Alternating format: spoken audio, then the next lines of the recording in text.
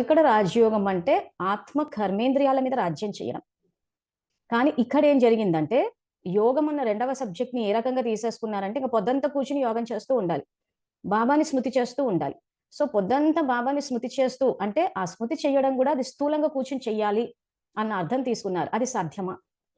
ఉద్యోగము, వ్యాపారము, వ్యవసాయము, ఇంటి పనులు ఇవన్నీ చేసుకునే వాళ్ళకి అలా పొద్దంతా కూర్చుని ఒక పద్ధతిలో ఒక పోస్చర్లో అలా కూర్చుని చేయడం సాధ్యమా అంటే అది సాధ్యం కాదు. అది భగవంతుడు చెప్పింది కూడా హఠయోగం కాదు, కర్మయోగము.